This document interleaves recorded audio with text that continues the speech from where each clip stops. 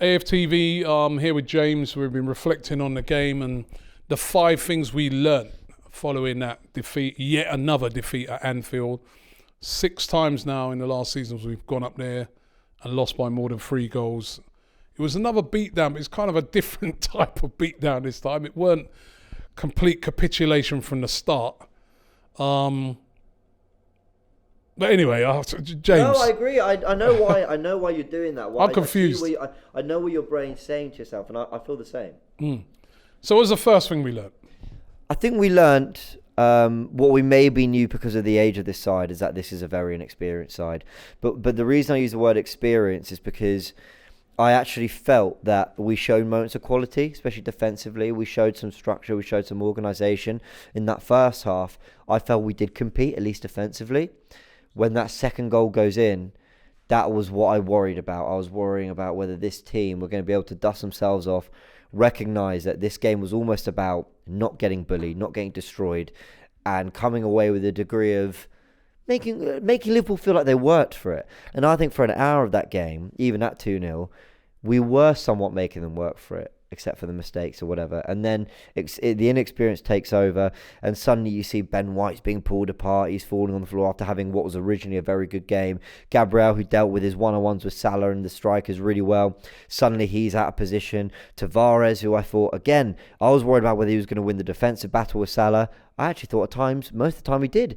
It was more about what he did on the ball. So it was that, Partey and Lokonga missing in midfield at times, errors on the ball, and I just felt that where we needed a bit of composure and experience to take over and almost drag us through tough moments, it didn't, and that was a real shame. Yeah, you're right. A reflection of a really young and inexperienced team that hopefully are going to get better. Yeah. Second thing we learnt. That I think we're still massively lacking in midfield. Now, you can put the age and experience on Lokonga. You could put the injury on Partey. Hey, you can even look at Arteta tactically. Why go the 2-man midfield against Liverpool? Should Odegaard have been in there? Should you even bring in Elneny and go for a really robust 3?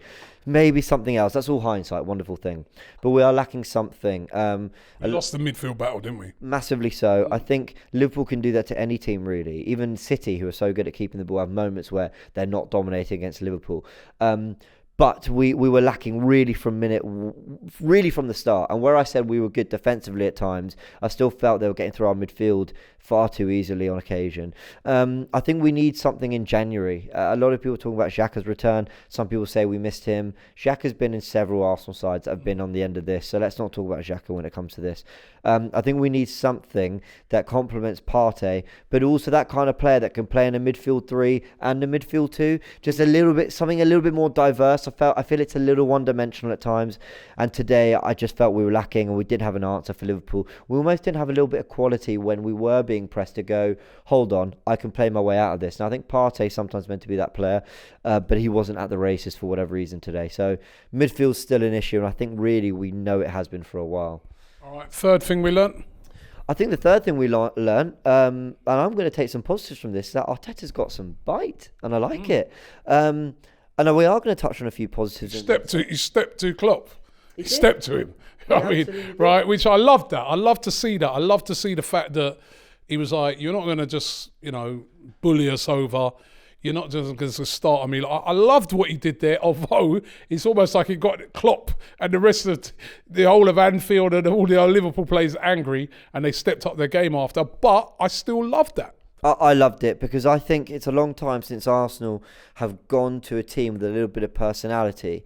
I don't think it was just in Arteta. I think it was also in, at times, Gabriel with his one-on-ones with Salah, and being physical and getting close to him and telling him he fancied the battle. Played with aggression. I think so. I think Ben White was winning his duels. I think Aaron Ramsdale, in terms of his how vocal he was with the team at times. And I know this sounds crazy because we lost 4-0, but I actually think I saw moments of character I really liked, and I thought Arteta on the sidelines, whatever you want to say about him tactically and whether he's the man for the long term or whatever, fine. But I enjoyed him because Jurgen Klopp's got a bit of a history of this, He's got a bit of a history for getting a bit vocal, getting a bit really irate on the touchline, almost trying to. I think he's doing it to try and start to manipulate things his way. Whether kind of worked for him to do it as well. Well, it did, and fair play to him. That's what winners do. But I think once that happened, I think you could see the Anfield crowd on their feet a little bit more. I think it gets the referees thinking a little bit more because suddenly Jurgen Klopp. And these are the little percentages that I think give you advantages in games, give you that extra 2, 3, 4%. And at that time it was 0-0, and I think. In some way, it might have, got. I think Jurgen Klopp got his side going, but I wish we saw that response from the Arsenal players because I liked what I saw from Arteta, and I want to see a little bit more of that. No one was a nice guy. We're here to actually compete. Yeah, ultimately in the end we didn't, but I like to see that attitude. So yeah, fair play to him. Fourth thing, Aaron Ramsdale's a star. I think he is a star, and I think he's quality. He's quality. If it weren't for him today, it could have been anything. Which is incredible to say because, again, we shipped 4 goals. But I don't think... Now, I know there was a little bit of a question on that first one, but when Mane's headed it into the ground and he's gone for that side netting, it is very difficult. And you've got to remember, Ramsdale's going one way and then's got to go there. It's difficult. He made some phenomenal saves, and saves where he's made the first and he has to get up and go again. Moments where you think it's fallen to Salah's feet and he's scooped it from one hand to the other because he's recognised that Salah's right there and he's got to be a bit clever with it. I don't think his distribution was awful either. I thought he's picked out some nice passes. Balls that came into the box, bar the one they scored, which I didn't think he was anywhere near. I think he kind of dealt with. He punched or claimed or whatever. But it's his shot stopping. What was the one where it was pulled across and you thought Jota had an empty net and he got across again? There were just some real moments, and he can leave with his head held high. And I know he won't because he'll be thinking about that first goal and he'll be hard on himself and he'll be thinking about the 4 goals. But I do think he is absolutely rightly the number 1, and this wasn't just a purple patch. I think we've got a really good goalkeeper, so fair play to him. Definitely Ramsdale quality. Fifth and final thing. The bitterest of pills to swallow, which is that we are still miles off. What I think we wanted out of this game. And you know what? I'm going to say this to my chest a little bit because it's not really something I'm proud of. I think Arsenal fans weirdly not would have taken, but would have slept fine with a 1 or 2-0 defeat, but a bit of competitiveness behind it, causing a few problems, making them work hard, because we all recognise where we are, and it's about almost changing the narrative around these defeats. And I think the bitterest pill is that we didn't change the narrative. Once again, it was about a bit of a capitulation. It was about Liverpool scoring 3 or more at Anfield. It was about us not really being in the game. Now, in that first 45 minutes, I give us a lot of credit for what we did defensively to make them work. It had to be a set piece. It had to be a mistake for the second goal. It had to be us ultimately capitulating for them to get the goals. And Liverpool forced us into that. But I think there was a real frustration that going the other end, Lacazette and Aubameyang weren't involved. I think Lacazette tried. I think Aubameyang was looking to make runs, but it just never happened for them. I think there was a frustration that we never really made Alisson sweat. We never made Van Dijk think twice about his positioning, what he was doing.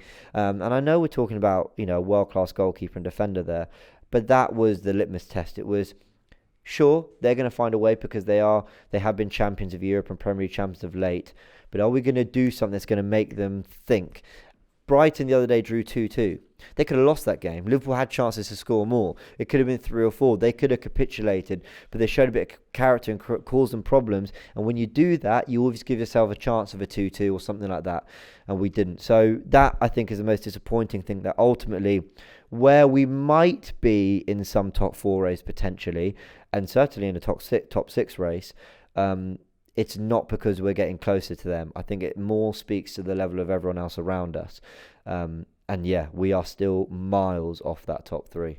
So yeah. Okay. Well, that's it. We know that now because we played the top 3 and we've been beaten by all of the top 3 quite easily. So we are miles off the top 3. That's the acceptance right now. But can we this season be the best of the rest? That would get us into the top 4. Right, so that's what it's going to be down to. But those are the 5 things we learnt. Another poor performance, unfortunately. Ultimately, at Anfield, we dust ourselves down and we go again. Newcastle at home next.